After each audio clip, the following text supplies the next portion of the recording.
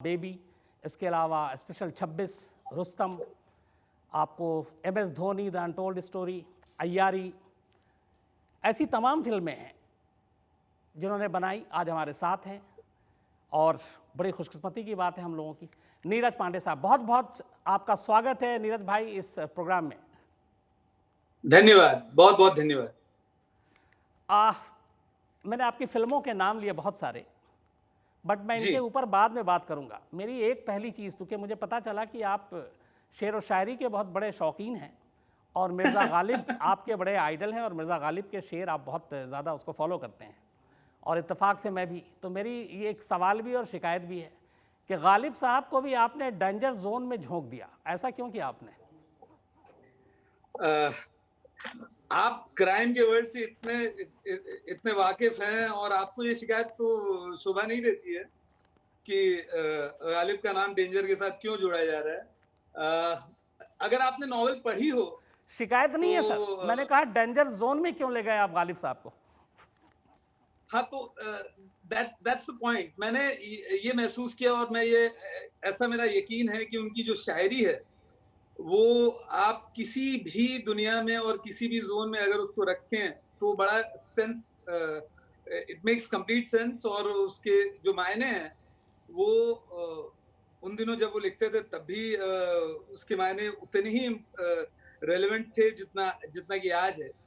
और जैसा कि जो हमारा प्रोटैगनिस्ट है गालिब डेंजर का, उसका मानना है कि भाई आपको एक इंट्यूटिव अंडरस्टैंडिंग होनी चाहिए गालिब की शायरी के साथ, और आपकी जिंदगी के जितने भी प्रॉब्लम्स हैं आपको उन सब का हल गालिब की शायरी में मिल जाती है। या आपको मैंने पढ़ा था कहीं कि अचानक जब ये आपने किताब लिखी गालिब डेंजर, एक तो ये नाम ही अपने आप में ऐसा है कि लोगों को अपनी तरफ खींचता है, और उसमें कहीं जिक्र था कि एक अंडरवर्ल्ड के लोग भी गालिब की शायरी से सॉल्यूशन कैसे निकाल सकते हैं।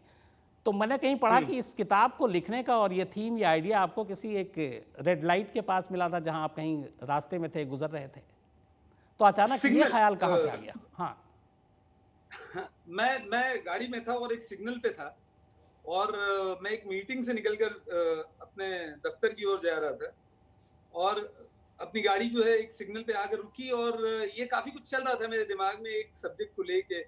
और हुसैन जैदी जो कि मेरे बड़े अच्छे मित्र हैं, उनकी काफी दिनों से ये शिकायत थी कि मैं उनके लेबल की जो पहली किताब है वो लिखूं उनके लिए और वो अपनी लेबल लॉन्च करें। उनका ब्लू सॉल्ट करके उनका एक लेबल था और अचानक ऐसा लगा कि मतलब दोनों चीजें एक साथ जो है आकर मेल खा रही हैं। इसी आइडिया पे थोड़ा काम शुरू हुआ और धीरे धीरे I ended up writing this novel. पूरी जब आपने इसमें कहानी लिखी, और जाहिर सी बात है जिस तरीके से आपके बारे में है कि गालिब की शायरी के भी आप एक तरह से बहुत बड़ा शौक रखते हैं, तो आगे बढ़ो उससे पहले कुछ गालिब के शेर अच्छे याद हों जो आप इस वक्त शेयर करना चाहें? गालिब का मतलब अब मैं मेरे जबान से सुनेंगे तो आपको जो थोड़ी बहुत मोहब्बत है आपको वो भी नहीं, मोहब्बत बरकरार रहेगी, मतलब मोहब्बत बरकरार रहेगी। एक दो लाइनें हैं जो मैंने बुक में भी यूज नहीं की है, but it's very dear to me. दोनों जहान दे के वो समझे ये खुश रहा, यहाँ आ पड़ी ये शर्म की तकरार क्या करे। वाह वाह वाह। वैसे गालिब साहब के साथ तो मैं ऐसा जुल्म नहीं कर सकता, लेकिन गालिब साहब ने जो लिखा है और वो जो आप अपनी फिल्मों में जिस तरीके से कहानियाँ बयान करते हैं, वो एक लाइन को हेर फेर करूँ आप पे बहुत सूट करता है। वो लाइनें आपने कहीं जिक्र भी किया है, वो है कि हैं और भी दुनिया में सुखनवर बहुत अच्छे, कहते हैं कि नीरज का है अंदाज़े बयां। और शुक्रिया, बहुत बहुत शुक्रिया आपकी फिल्मी कहानियों के लिए।